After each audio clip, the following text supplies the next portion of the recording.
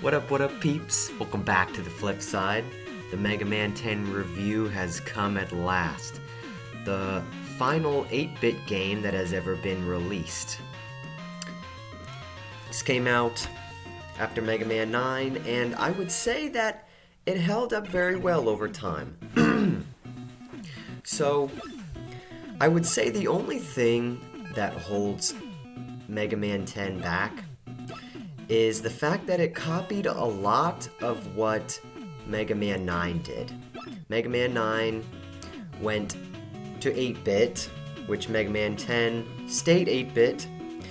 Mega Man 9 had similar Wily stages. So you had a beginning stage, which is the norm, right? And then you have stage number 2. It just kicks your ass.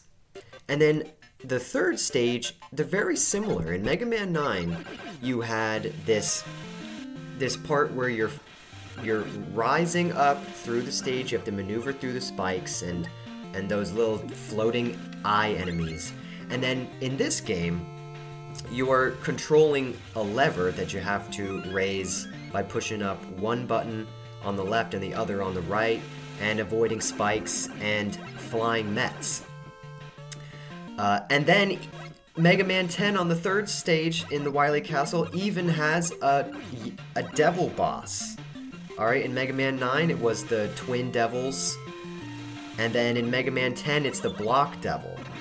And it's a block. The blocks, they separate, they go up and down and around.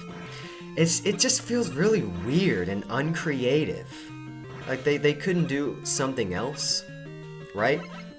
Anyway, let's get into the stages. Actually, before we do that, let's get into the story. I skipped the intro again because it's quite lengthy, just like Mega Man 9. And guess what? Mega Man 9 also has the semi-Wily fake-out. We know off the bat that it seems like Wily's up to something, and then after we're done with the Robot Master stages, we definitely know Wily's up to something. So, it feels like almost a carbon copy of Mega Man 9. So, basically the story is that there's a new virus called Robowenza that only affects robots, and they start rampaging once again all over the world. Wily crashes down. He crashes down from his UFO and he's like, I was just working on a cure until the robots attacked my ship and I crash landed here. And so Dr. Wily and Dr. Light are working together to try to find a cure, and Mega Man has to go find pieces or whatever, and we never really collect anything after the stages. But anyway, so let's get into the stages finally. Now, I like the stages, okay? Not as good as I liked Mega Man 9, but there's a lot of creative things. Like in this stage, we're in this sort of digital realm, and we have the disappearing blocks that kind of fade away after a while, so you have to choose which colors to jump on and which ones to not. And you have in Pump Man stage, you have these water, these streams that coming out of pipes that you have to long jump through and things like that. And then in let's say Nitro Man stage, you have these trucks coming at you, but you can freeze them with Chill Man's weapon, and then you can jump on top of them onto the very top layer, and you can skip parts of the level. And Commando Man stage has this windstorm or the sandstorm that pushes you back or forward.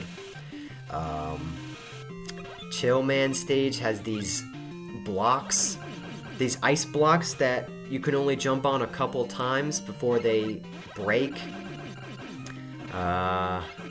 Things like that really add to the creativity of the stage. Now, the music's good. I like it, but I don't like it as good as Mega Man 9's soundtrack. Alright? Mega Man 9 just has this really epic 8-bit sounding track, and it just doesn't apply when it comes to Mega Man 10. I don't know. Some of the themes are just kind of bland, like Nitro Man stage, like Strike Man stage, and Pump Man stage. I don't know. So, and the Robot Masters, I like them. I think they're okay. Sheep Man, his design is inspired by that book or story. It's called Do Androids Dream of Electric Sheep? And, you know, he gets overhated on it, but I think he's cute and I think he's creative. He splits into, as you can see, different clouds and shoots lightning down at you. Blade Man, he's just blades. His head is a blade and his hands are blades, and he shoots blades. Really weird design. And then Pump Man. Who asked for Pump Man? He has a lever that pumps water out of his head. And he has this water shield around him. Really weird. I don't know how that would work. And then you have Strike Man. He's a baseball, and he throws bouncy balls at you. It's just things like that. Like, I don't know what went through Capcom's head. It's weird. It's just weird. I guess my favorite would have to be Nitro Man. He turns into a motorcycle and he throws buzz saws at you. So the weapons, I would say they're okay. Commando Man's weapon, it's a missile that you can direct a couple times, and there's certain blocks you can break with them. And they have a explosive wave around them that damages enemies. And then Nitro Man's weapon is a buzzsaw, and if you hold it and you go up to a wall, you can climb walls. That's pretty cool. Blade Man's weapon, it's a knife, and it splits into 3 different shots. And actually, it's probably the best weapon in the game. It's got great damage, great ammo, and it's just great for like every stage. I don't know, like I tried to use it with every stage and it was great. Let's see, Strike Man's weapon is this bouncy ball. It's whatever, it bounces off walls. Sheep Man's weapon's probably the worst in the game. It's this cloud that rises up and then it shoots lightning down. It's just way too slow, and the positioning has to be exactly right, and the timing as well. It's yucky. And then the water shield is this shield of water blobs that go around you. You know what? It kind of sucks. It doesn't do that much damage, and it doesn't protect you that well, because once some of the water blobs go away, you have an opening to where enemies can hit you. It's just weird. Like, the fact that you can throw it out around you doesn't help. A Solar Man's weapon, the Solar Blaze, is this little sun you throw out and it splits outward. It's all right. It's okay. Am I forgetting anybody? Oh yeah, Chill Man's weapon. I think that's the final one I'll cover. It's this blob of ice that you shoot down on the ground, and it creates spikes. I only found it useful in Nitro Man stage against the trucks and against Nitro Man. That's it. Now, I'm forgetting if I'm missing anybody. Blade Man, Nitro Man, Sheep Man, Pump Man, Solar Man, Chill Man, Nitro Man, Commando Man. Yeah, I'm not missing anybody. So, the special thing about this game is that there was DLC stages you could buy. Now, the stages themselves were kind of remixed Mega Man 10 stages, but at the end you got to fight the Mega Man killers. Anchor, Punk, and Blade. And they have their own themes, too. They have their own new remixed themes, and they're really good. The stages are good, but they're a real challenge as well, but they're fun. I like them. Sometimes, if I'm bored, I'll go play those, you know? But the thing is, if you beat them, you get their weapons every time you start a new Mega Man 10 game. So, I guess we can go over those. You have Anchor's Mirror Buster, which takes a projectile and it kind of reflects it back at them even stronger. And so you have Punk's weapon, I forgot what it's called, but it shoots up and it kind of curves up and then downwards. The ammo is great. It probably has the most ammo in the game, and it's pretty good. You can just spam it, and it's great. And then Belade's weapon, the Belade Cracker, it's an explosive that you can throw out. It's alright. I didn't really use it. I only really used Punk's weapon and a little bit of Anchor's weapon throughout the game. So I got the luxury of using the Mega Man Killer's weapons throughout the game while I played it. Another great thing about this game is that you can play as Proto Man, just like the last game, but then they also added bass. Now, for the sake of this review, I played as Mega Man, but I'll always go back and play as Bass, because with Bass, you can dash. He doesn't have the slide, but he has this dash, and instead of the Rush Coil and Rush Jet, you fuse with treble, and you have the treble adapter looking bass from Mega Man 7 and 8. It's great. You can use it to skip past, to fly past a bunch of sections. It's great, and he can shoot in multiple directions. But the only thing about that is that he has to be standing still while he's shooting. But you know what? It's worth it, because there's a lot of enemies. There's a lot of kind of swarm enemies in this game, and Bass's multi-directional shot is really useful. So let's go over the Dr. Wily stages while we have some time. Now, the thing I really like about Mega Man 10's Wily stages is the first stage. First of all, the music's great. It's probably the best theme in the entire game is Wily 1. Okay?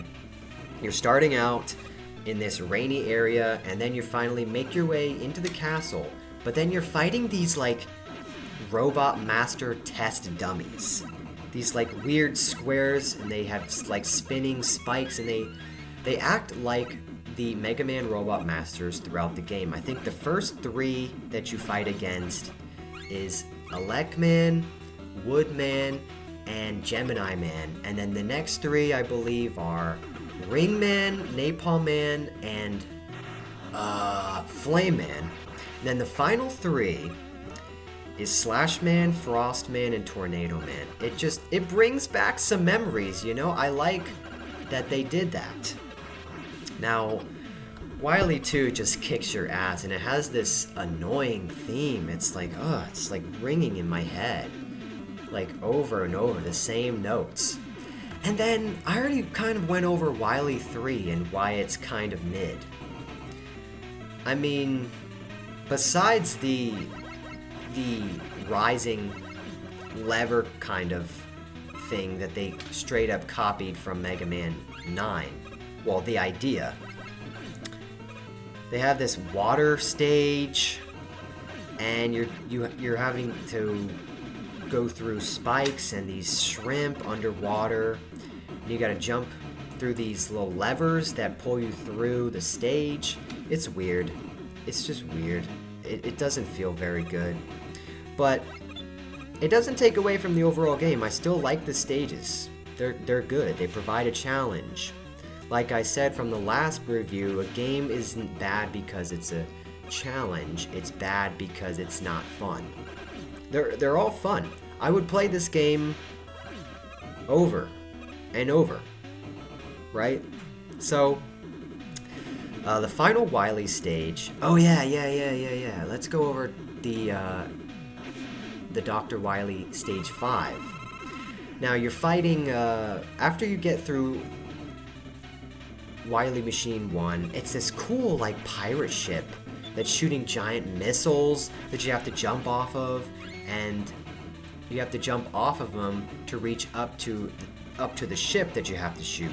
And you're shooting through missiles and things that are being launched as well. It's really fun. And then phase 2 is really meh. And then you think you're gonna fight the Wily capsule like the last game, go from phase 1 to 2 to capsule phase. Nope. The final stage, when it's doing the map and it's showing like the layout, it's going all the way up, and then it has a second Wily castle, but it's only one stage, and the entire thing is upside down and anti-gravity, and that's really cool, you know. And then, although until you start playing and you realize most of the stage is just the drill section from Metal Man stage. So you're just walking through with the water shield for most of the stage. Whatever. And then you're fighting the Wily capsule, and you know what? It's not as fun as the Mega Man 9 Wily capsule. I mean, you have these two capsules. One of them's fake, one of them's real, and he's doing attacks from Mega Man 9. And then you have to shoot the real Wily capsule, and then that's it. So I wanna show you guys the final scene. Okay. So Wily's defeated, and he has this sickness. Now, a lot of people theorize that Dr. Wily actually died in Mega Man 3, and this is a robot, because Robo-Wenza is mentioned, like Mega Man thinks Wily has Robo-Wenza. And I just don't see that. Dr. Wily is way too evil, I think, for his evilness to be encapsulated in a robot. I don't know, it's just weird. Or maybe my reasoning's weird, and I think it's just that Dr. Wily gets poetic justice.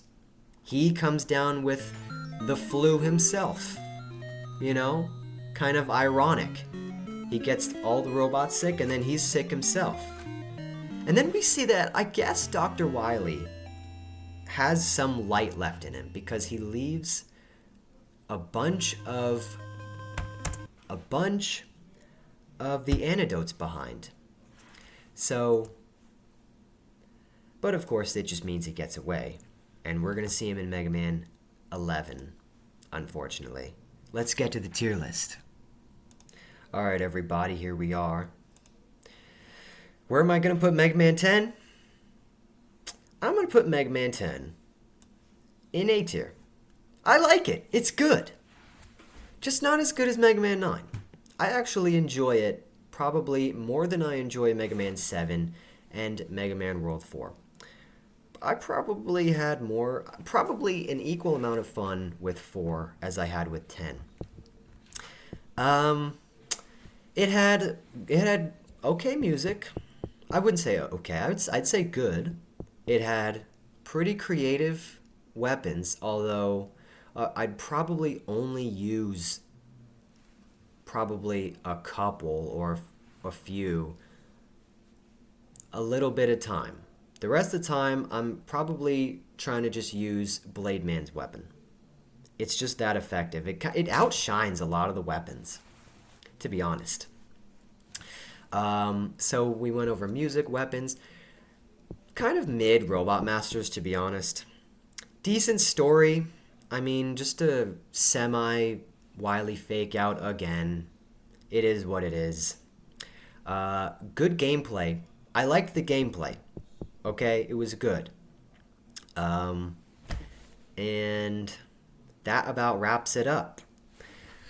I really don't want to play Mega Man 11, but we'll see if the review changes my mind.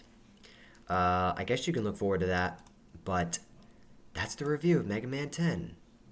So, hope you guys enjoyed, and without further ado, and with all that said, I'll see you all next time back on the flip side. Peace out.